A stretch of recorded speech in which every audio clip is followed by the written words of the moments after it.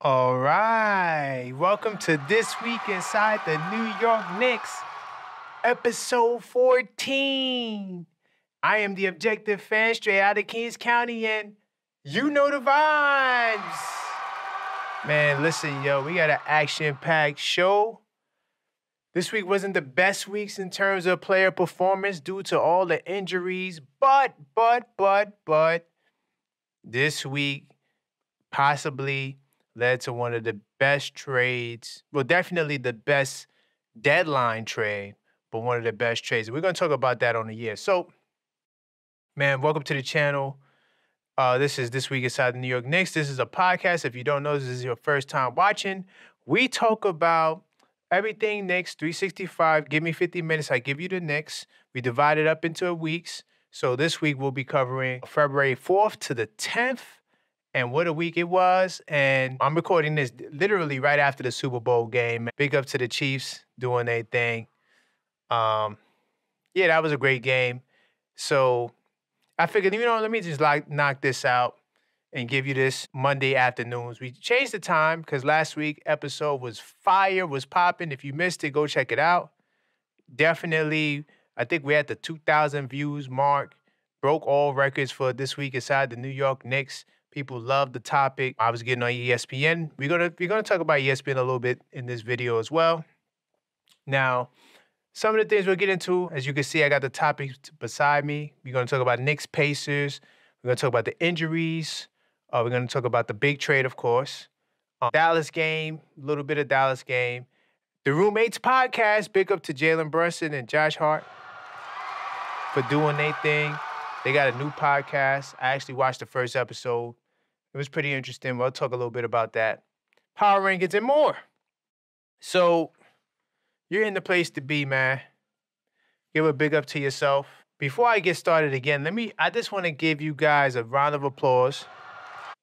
Listen, my channel is a celebration, man. And thank you for helping me get to 600 subscribers. We blew past that mark. We're now in the 620s. So, once again, man, salute to you guys for helping grow the channel, man. I really do appreciate it. I'm on this train for the long haul. And, of course, we got the next live play-by-play, which would be Saturday, February 24th. As you can see, the flyers next to me. I always got to get out the way. Boop, right there. We're going to be watching the Celtics and the Knicks game together. You watch on mute. I watch on mute, and I'll give the live commentary. The last one was pretty cool. I'm going to do a better job giving people more notice because some people didn't even realize that I was doing a live play-by-play. So I will be throwing out the flyer, little hints every other day to let you guys know it's coming. I also will create a link and share it in the community section to the actual show. So that way you can hit that bell icon. Make sure you don't forget to subscribe. Don't forget to like. Hit that bell icon. So definitely, I just wanted to share that with you. So we're going to rock and roll, man. Without any further ado, let's jump into research mode. So if you're new to the podcast, I like to actually put the news on the front street so we can actually see what we got going on here. Matter of fact, we're going to probably start with basketball rankings. So level-headed Knicks talk, I'm getting ready to do another episode of that. I really want to do it weekly, but I've been doing it each quarter, so that'll be coming soon as well. But typically during the level-headed Knick Talk episodes, especially when we break down the season, I divide the season into 4 quarters, 20 games a pop. We'll be talking a little bit more about these stats. But for the meantime, right now, this is where we're ranking. When you look at some of these advanced stats, 3-point percentage, we're like middle of the pack. So we're not too bad at shooting the 3-ball. Still an elite rebounding team, even though we have all these injuries in the front court. And just trying to see what else. Defensive rating, we're 7th. Offensive rating, we're 8th. So, and that took a little hit. Some of these things took a hit because we had a rough week. We'll get into that. On the week, we pretty much went, 1-2? Because we lost to Dallas, beat Memphis, lost to the Lakers. And, of course, we're short-handed.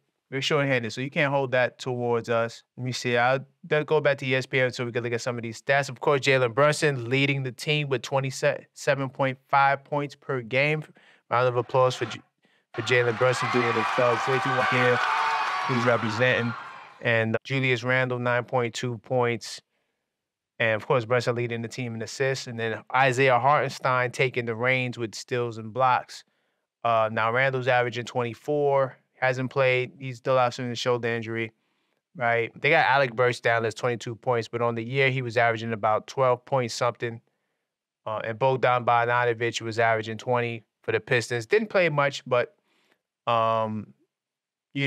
definitely we got much needed scoring help off the bench. That's some of the stats. I think I have the standings here too. Well, this is the current depth chart. So this is when we're healthy. This will be the depth chart. I don't know why they have OG starting at the 4 when he's out. It's weird. Randle would be starting at the 4, but I guess they're assuming OG will come back before Randle. Not sure, but I like the Bojan. Yo, Bojan he's a hooper. He's a hooper. He only had 11 points, but trust me, we got bona fide scoring help off the bench. We're gonna get more to that.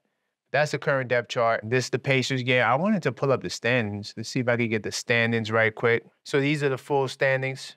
Right now, we're comfortably in 4th place. Philly, they're going through their injury struggles, though they did add Buddy Hield, and they had another addition too. So they're banking on getting Joel Embiid. Oh yeah, they got Kyle Lowry. So they're thinking about getting Embiid back and making a push. But right now, is between these 4 teams. I find that will be at the top of the Eastern Conference. Us, Milwaukee, Cleveland, Boston. I initially had us as a 3rd seed. So because of the 2 losses, it dropped us down. Our differential is actually 5.1. So this might be more up to date than the basketball reference stat. That's fine. So, we got the 3rd best differential in the conference. I think Cleveland is going to fall because their schedule going to get a little harder. They've been playing a lot of bad teams and taking advantage. So that's where we stand in the league right now. As far as this Pacers game, let's see. Check my notes. So this game was definitely a disappointing game. Anytime you're going up against a dislikable rival, and a lot of you people will be like, what do you mean the Pacers are a rival? We don't, we haven't had much competition with them. The Pacers haven't been good. We weren't good prior to, the RJ Barrett, Randall regime. But people don't know about the 90s, man. I caught some 90s babies lacking today. Some 2000s babies lacking today. They said, there's one guy on Facebook said, I'm beginning to not like the Pacers.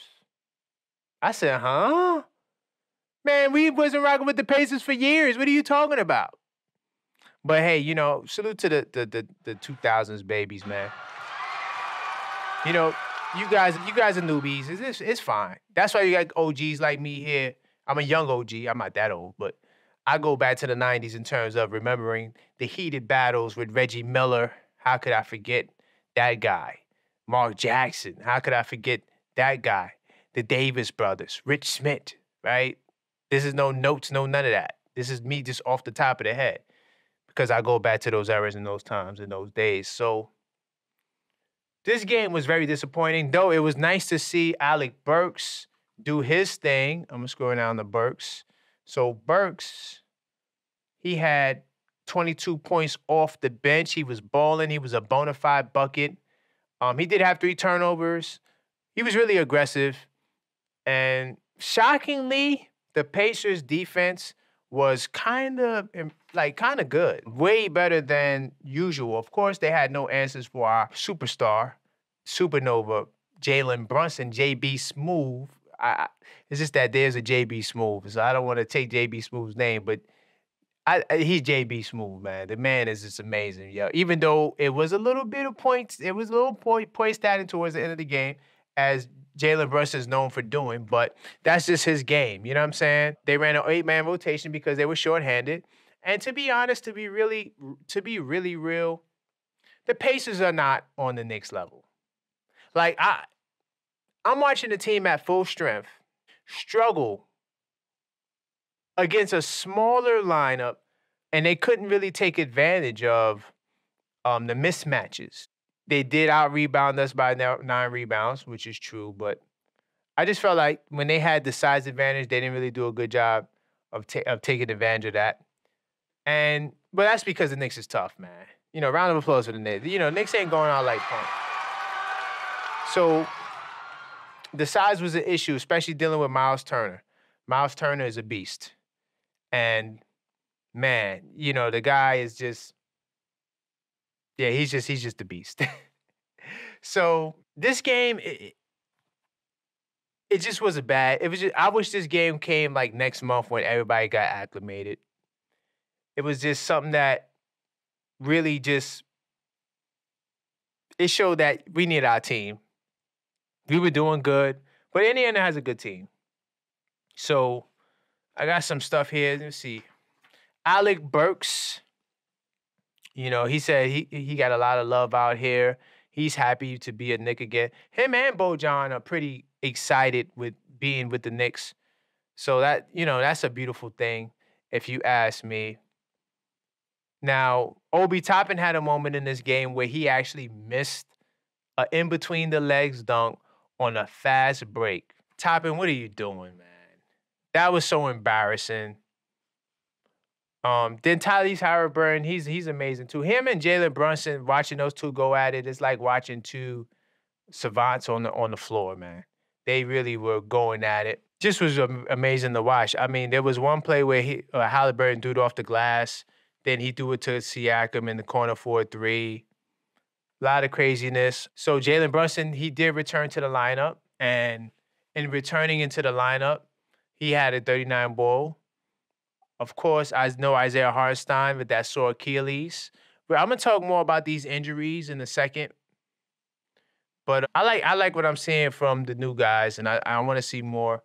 They didn't really get a chance to play much this game, but it was a good showing. It was a good showing.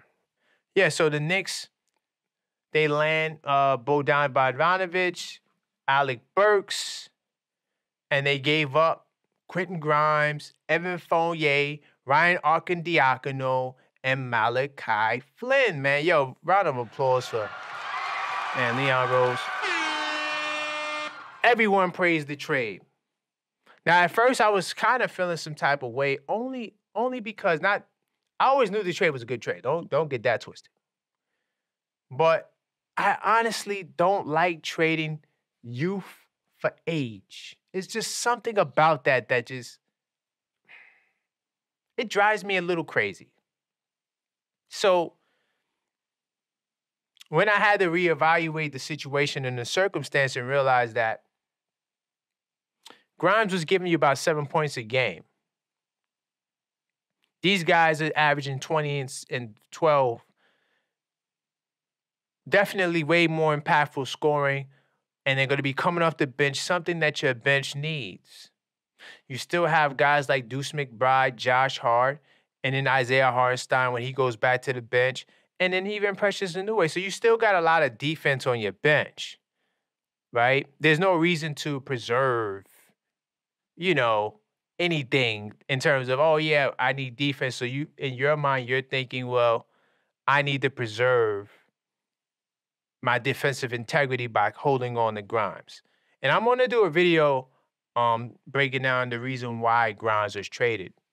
But this trade, you know, in a nutshell, was basically improve your bench. Improve your bench, you know, and that's exactly what the Knicks did. And everyone in the league gave the Knicks their props, right?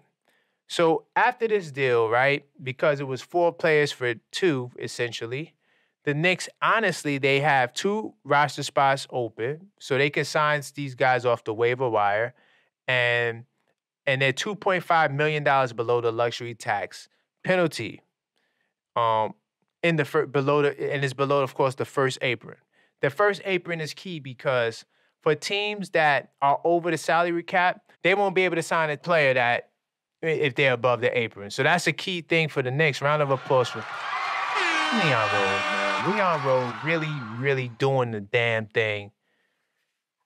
I can't wait to give him his next grade on Levelheaded Knicks Talk. Be sure to subscribe to the channel so you can get that news. Don't forget to like this video and also subscribe to my channel. Hit that bell icon. We're going to talk about that. Definitely during what his grade will be. But so also I got here, acquiring Bogdanovic accomplished exactly what the Knicks wanted to do contractually. He's partially guaranteed, check this out, for $19 million a year. But expect the Knicks to pick that up, right? They were seeking a 24-25 salary in the range to flip in a bigger trade this summer or next season. So his contract, they could use it in the trade or they can keep it. And it's partially guaranteed. So this GM, this front office is amazing. Now think about it.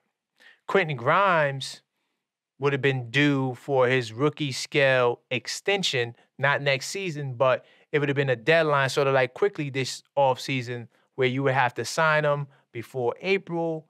And I think the Knicks just wanted to avoid that, and they rather cease all ties with their first round picks because all of them are gone. So getting Bojan Bogdanovic, there's no real ties, and you could bring him back. Like if he's hooping, if he's averaging like 18 off the bench and he's balling in the playoffs, you could easily bring him back because like this article I have here says, his contract is partially guaranteed. So Bojan said this in the introductory press conference. I played with the Nets. All my friends are New Yorkers, and they're all Knicks fans, so it's exciting for them as well. So round of applause for Bojan Bogdanovic. He got connects in the city already, man. Because he did play with the Nets. So he has, and remember, he's from Croatia, so there's a large Croatian population in the city. The trade just makes sense on all fronts. And check this out. I think I might have a nickname for Bogdanovic. The Croatian sensation. Now, I don't know if Tony Kukoc, I think he's from there too. I don't know if he has that nickname.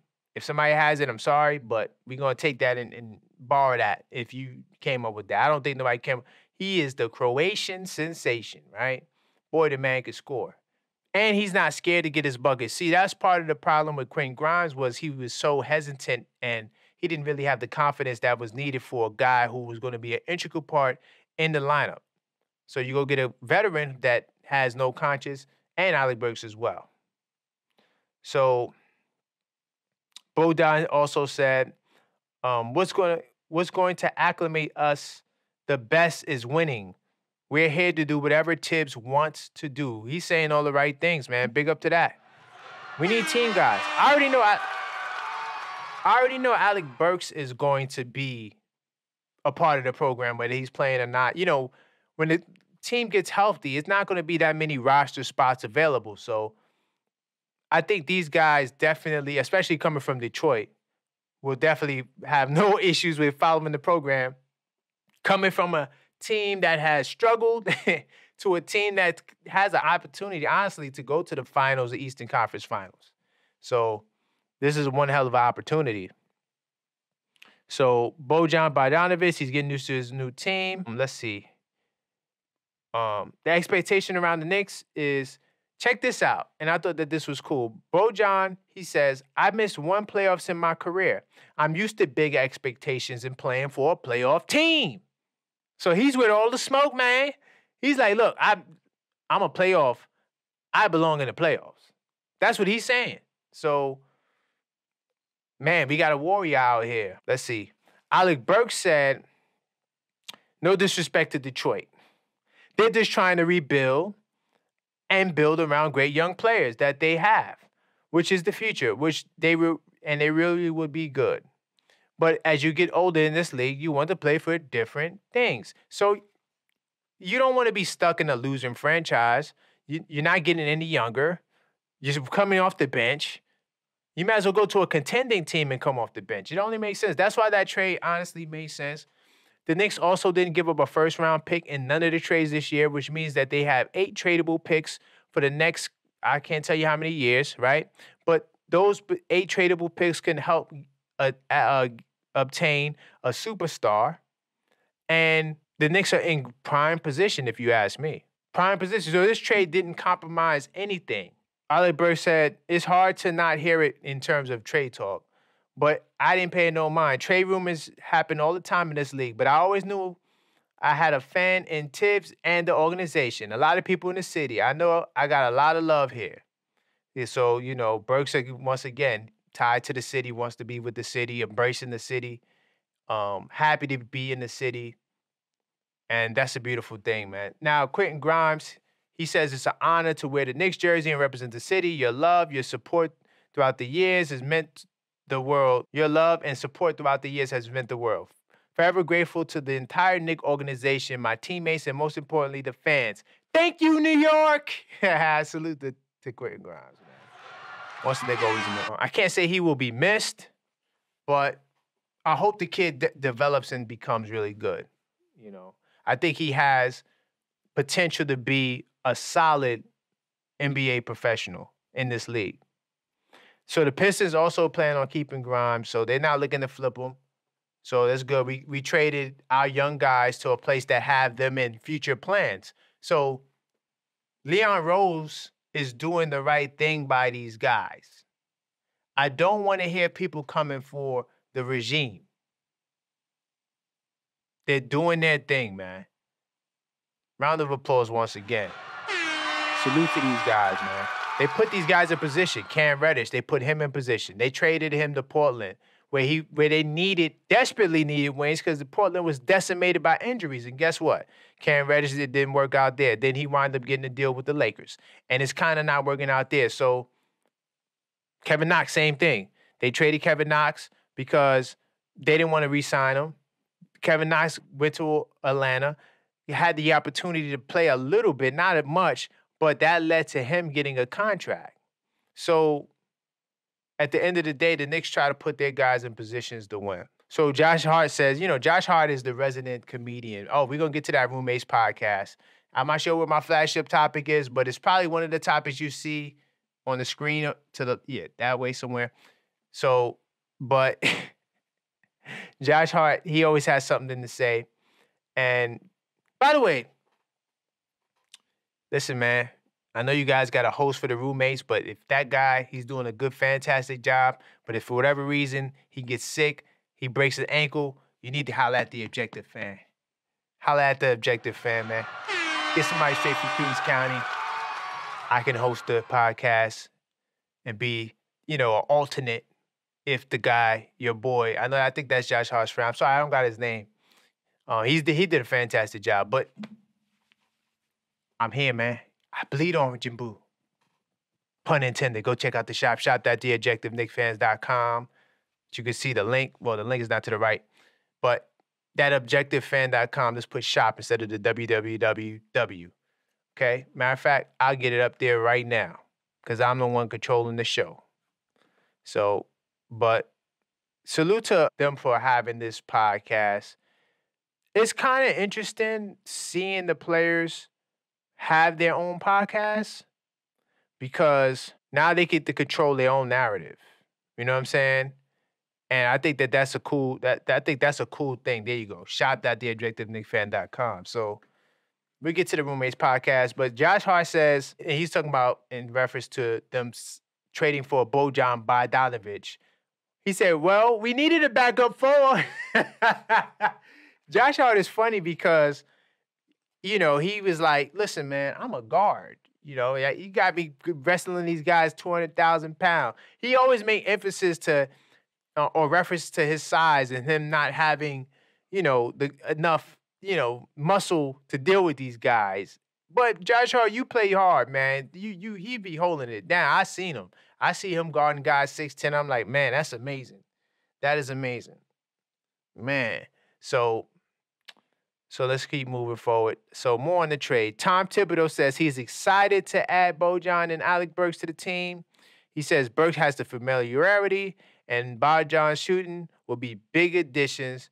And he said they're excited about the way they both complement the team's stars. So that's fantastic, man. Round of applause, Coach Tip. Everybody's in good spirits.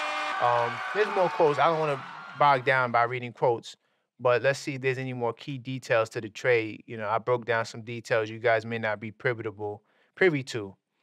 So here's another New York Post article by Peter Bott. It talks about things about the trade that you need to know. So we already talked about Alec Burks. He's familiar, right? So let's see. The Croatian forward, the Croatian sensation, played his first 3+ seasons of his NBA career with the Nets, make his second team All-NBA rookie in 2014-15. Round of applause for that. He averaged 9 points a game in 78 games for Brooklyn, right? That's fantastic. Nets acquired his rights in a three-way trade with Miami on draft night. They traded him for the first-round pick that became Nick Claxton. Wow. Let's see. 34-year-old has averaged 21.6 points and 20.2 points over the past 2 seasons with the Pistons. Wow. Yeah, his scoring is pretty good, but that 21.6 is pretty impressive. Do you think R.J. Barrett can get to that 21.6? I'm not sure if he's that on the season right now. I don't want to check it out right now because I have too many windows, but if R.J. can get to that point, this guy's already done it.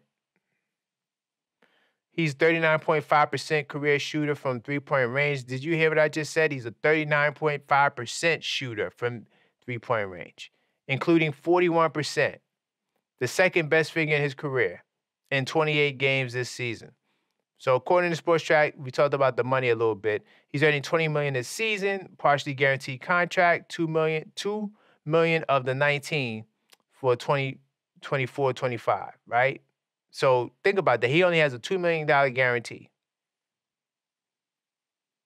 The Knicks would have to, until June, decide whether to set him free or pick up that salary, which they could make Bogdanovic deal an expired contract to keep or deal elsewhere. That's the key. We talked about that. Let's see. All right. That's about it. It's a cool little article. If you want to read the rest, you can, but those are some things to know about Bogdanovic. Bojan, or it's actually pronounced Bojan. I say Bojan, but it's pronounced Bojan, okay? Let's see. The Knicks rave about the latest acquisitions at the trade deadline. The front office definitely was cooking. It's the best trade. I think that one of the best trades. So here's what some GMs are saying. So one GM said that I think the Knicks are the second best team in the East. Round of applause for that. Remember, early on the podcast, I can't tell you the episode, but early in the 2024 season, there was an article or that might have been the off season, but there was an article by the executives that said that the Knicks were the fifth best seed in the East. So now to see an executive go from 5 to 2, I'm not sure if he was the guy that said 5, but the point is, we're getting our propers, man. Right? We're getting our propers, man. So salute to that. He said that I don't want to see the Celtics and Knicks in the playoffs. Then Milwaukee and Philly. Wow. So those are the teams this guy said he don't want to see. It's amazing watching Jalen Brunson.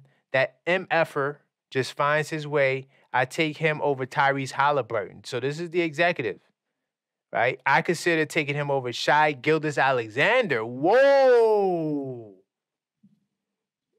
Wow, he's got the perfect coach for him. Tom Thibodeau, Anunoby is great for them. Dante DiVincenzo is shooting like Steph Curry all of a sudden, too. Ha! Round of applause for Dante, OG, and Jalen. I want to talk about that. So I love Jalen Brunson. He's definitely amazing, man. Between him and SGA, that's a tough one. That's a tough one, but I'm glad to see that the Knicks are getting their props, but honestly, I don't care that these guys care. Like, I like being under the radar, man. I don't want no props from none of these guys. I want the Knicks to be mad. I want to be mad going into the playoffs. Like, oh, y'all want to keep counting this out? I don't want nobody giving us the props and the respect right now. No. I want to be underdogs. I want Charles Barkley to say, oh, yeah, Charles Barkley, remember when you talked about them big guns last year on TNT? I don't forget nothing. I write everything down. I got notes. Let's see if I can pull it up. These are notes. See that right there? These are old notes. Then I'm so much of a journalist, right? I always say I'm a fan moonlighting as a journalist, right? But I take all these notes and I transcribe them digitally in the cloud. So that way, I don't only have to look at the papers. I got devices, multiple devices. I got phones everywhere, tablets, computer. So I can access my notes anywhere I go. So if I have to go to my notes on you, it's a wrap for you. So Charles Barkley, now he's singing our praise. And, round of applause for Chuck. I'm not hating. I'm just saying, like, man,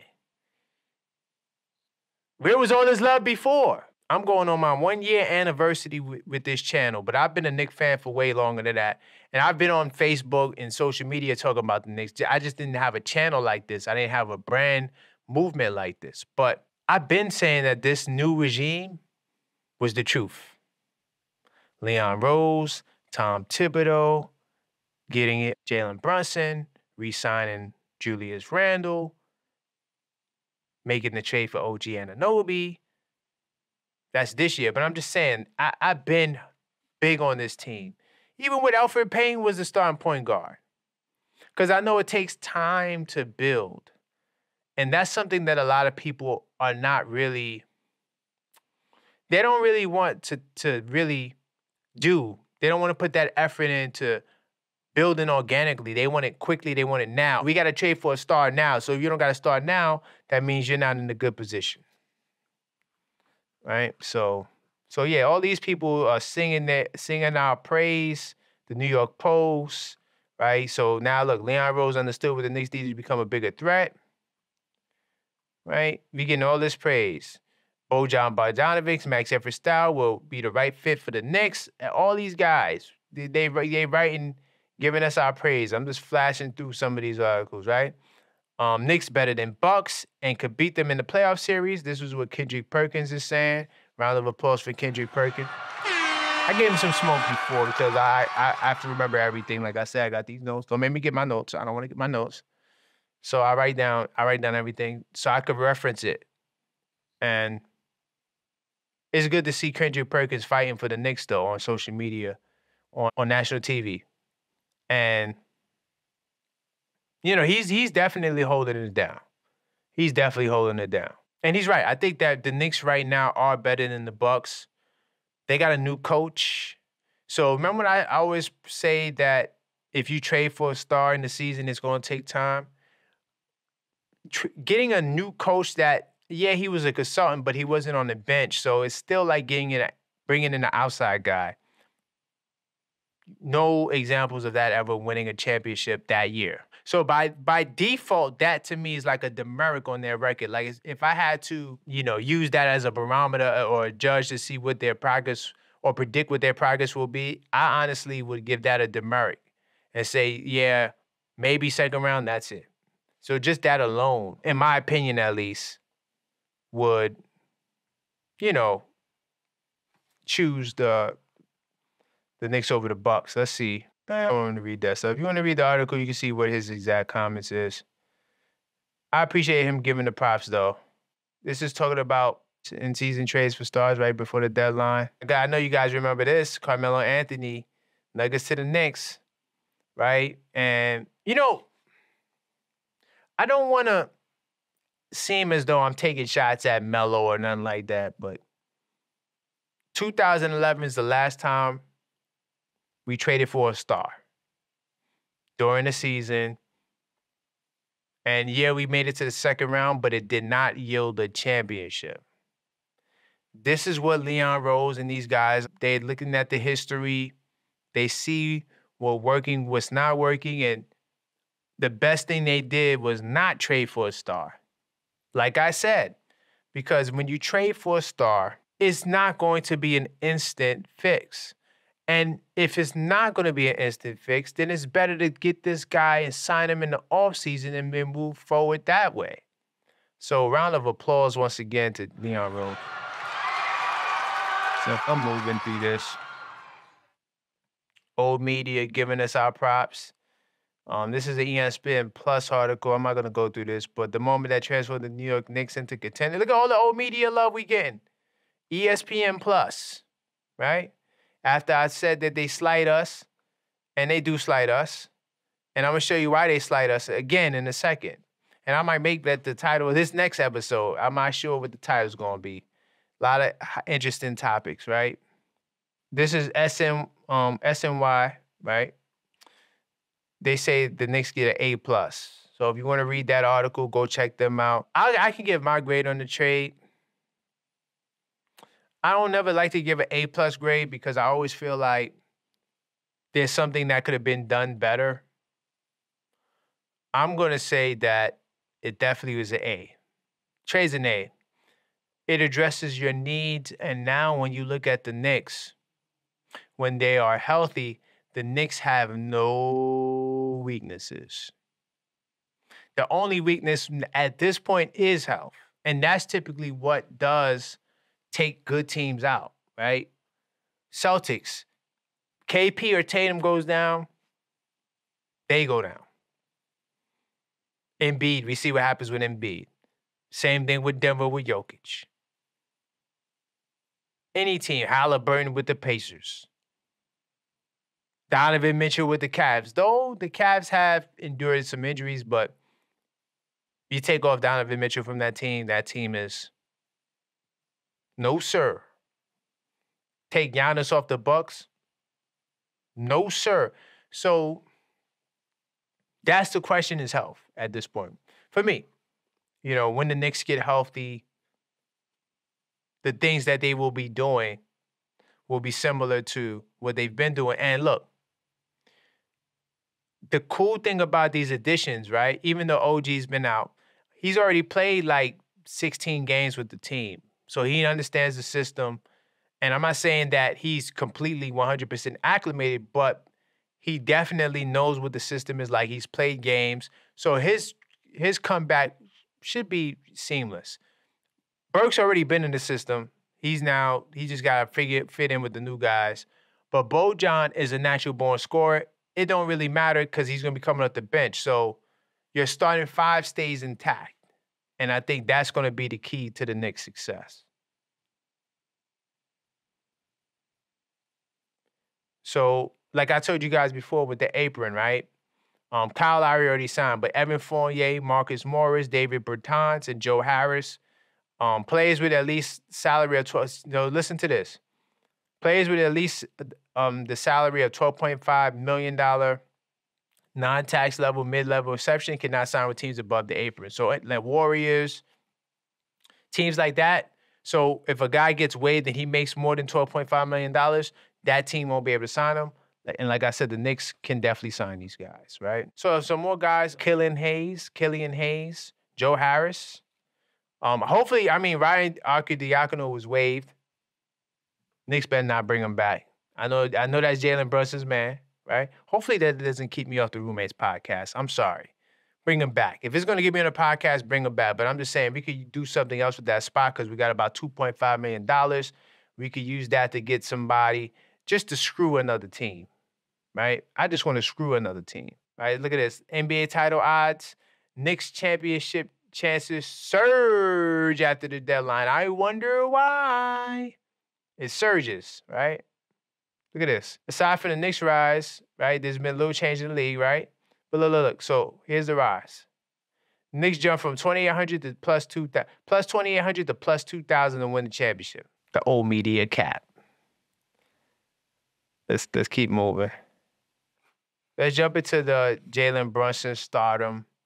So Jalen Brunson, the man definitely is becoming very popular. He was on Saturday Night Live. I didn't watch the whole episode, but I did see his little skit parts where he was talking and he gave reference to his ankle and, people were making that a big deal of that. So the Knicks guard, first time all NBA All-Star.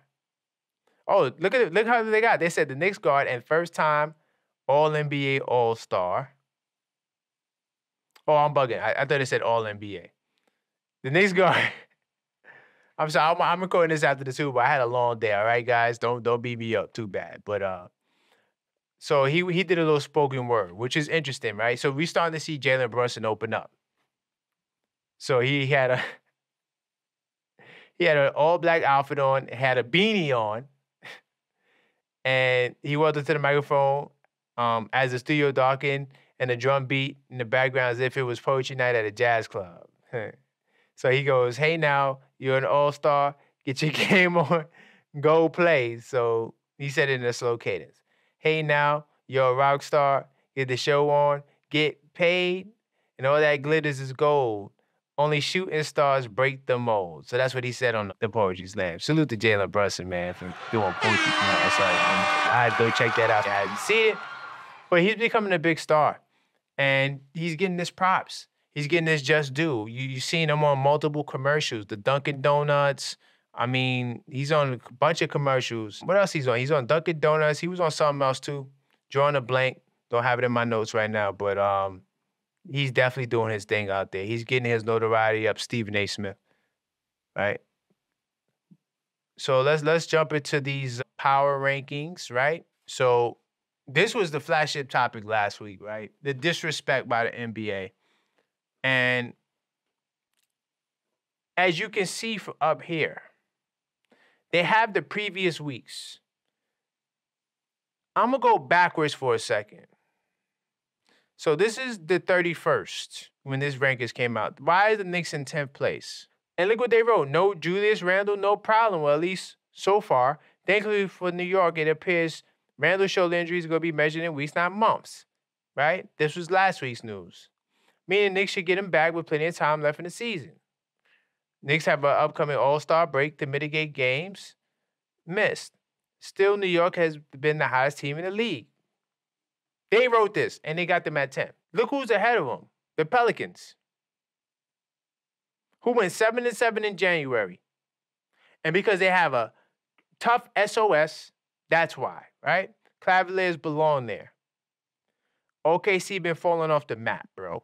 Right? So that's last week, right?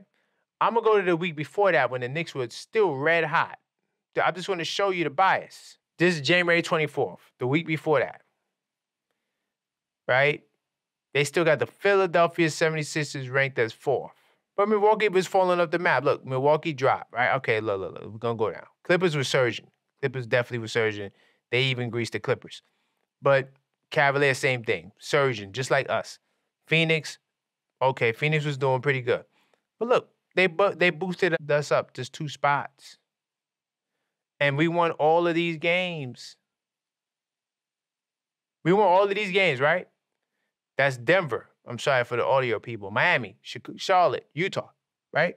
So look, this is the rankings. We're in 10th place. We went up 2 spots, 10th place.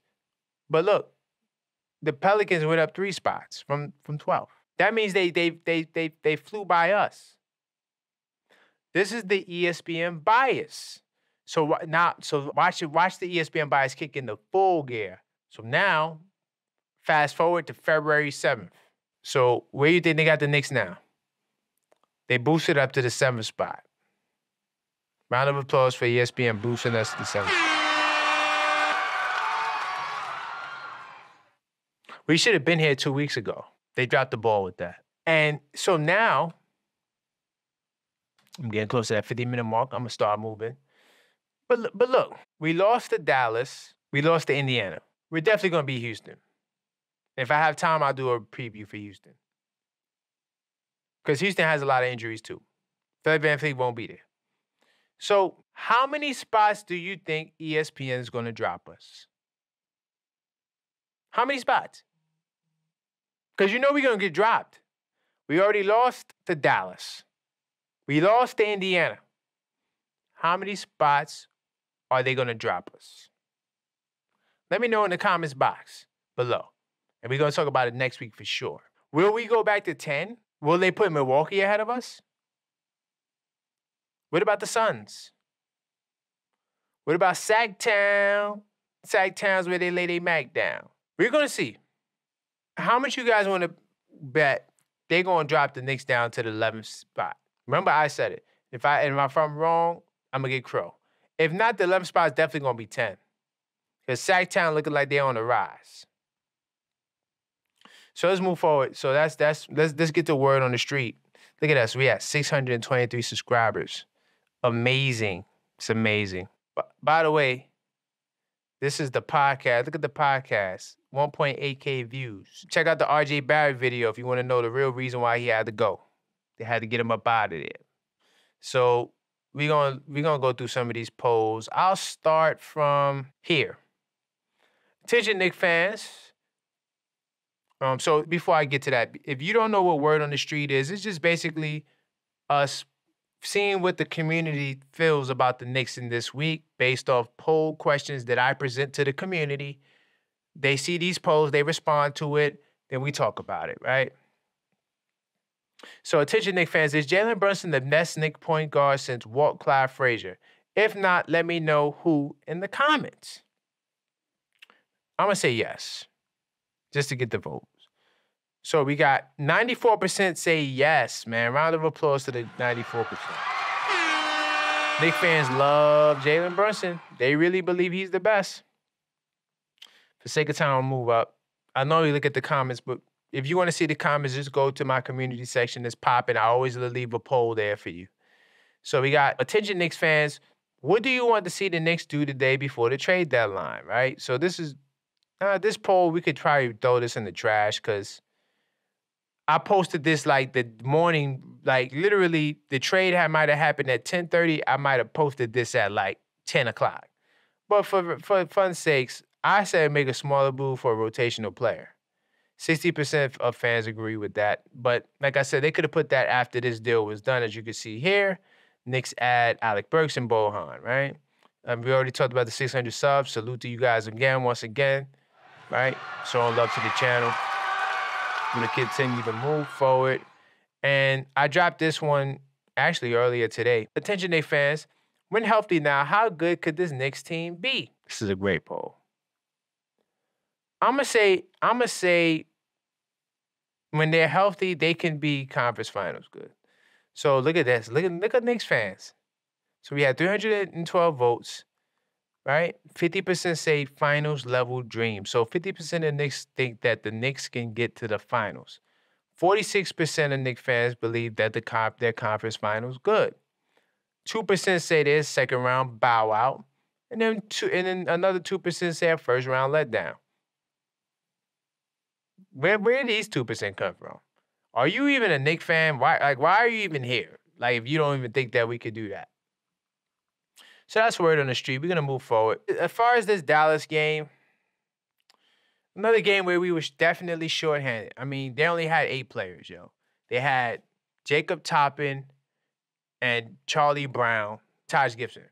That was the bench. It was a stretch in this game. If it wasn't this game, it was the other game against Indiana. It was the Dallas game.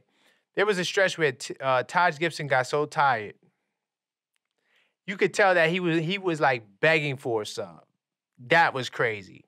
So yeah, that's why Dallas beat us. But they only beat us by 14 points. I mean, it's a blowout. But we ain't have our guys, man. Like, look at that. No Brunson, no Randall, no OG, no Mitch. Right? Isaiah Hartenstein got hurt, left the game early. Right? Crazy stuff. Crazy stuff. This game was insane. I mean, Dante went off. He had 36 points. But Dallas don't really play no defense, right? That's why they went and made the trades that they made to try to, help themselves at least get some offense. But Luka, of course, with 39 points. I mean, that's a given. You know what I'm saying? Nothing we could do about that, especially with the skeleton crew. But try to see what other things I want to talk about this game. Well, that's when we learned about OG Anunoby. He's going to be out 3 weeks. I said I was going to talk a little bit about injuries. I'll talk a little bit about injuries. So we talked about Julius Randle last week. We know he's going to be out for weeks, not months. OG Anunoby, his injury is no longer inflammation, right? It was actually bone spurs. So he actually had surgery to remove these loose bone fragments, and he'll miss a minimum of 3 weeks, right? So it's a minimum, not maximum. So we hope that he can be back within that time frame, but it may be longer. So I just, that's a tough blow. Isaiah Hartenstein, he injured his Achilles. Well, sore, it's sore. So he aggravated it and he couldn't continue. So he's going to be dealing with that. It's a lingering issue even since last season. I hope that it doesn't get worse to the point where he's gonna have to start missing games, like multiple games. I'm not sure if he's going to be available for this next game. Oh, he's a game time decision. So there's a good chance that he possibly won't play. I don't think you need to because Fred VanVleet is out. This kid Sunga, he's Seagun, he's a game time decision. He's probably gonna play, but they got a lot of injuries in Houston as well. So yeah, that's my concern with Isaiah Hartenstein. Like, I'm gonna do a video more on the health factor. Jalen Brunson, he sprained his ankle, but he seems to be fine. Nothing really to worry about. So in this Dallas game, let's see more storylines. Jacob Toppin, he actually got his first 2 points in this game. What else? That's really it for this game.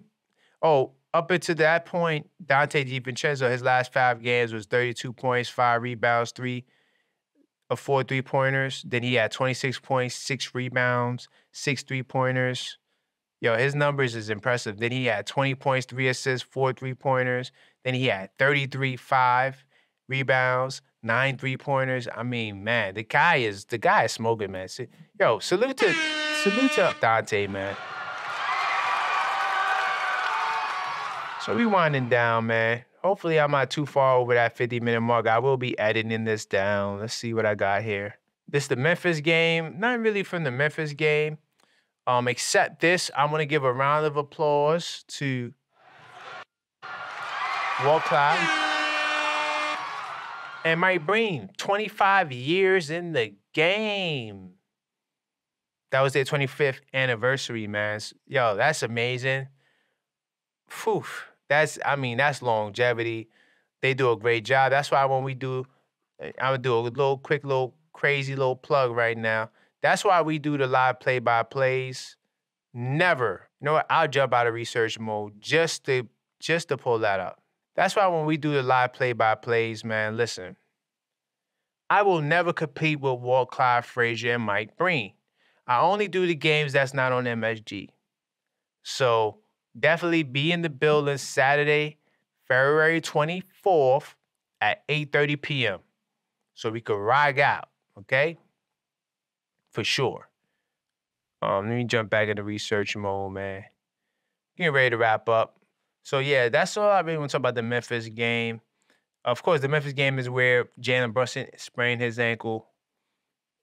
As far as, Jalen Brunson, Josh Hart, they gave Walt Clyde jersey and signed jerseys from the whole team to celebrate, their 25 years together. Of course, D-Rose came back to the Garden.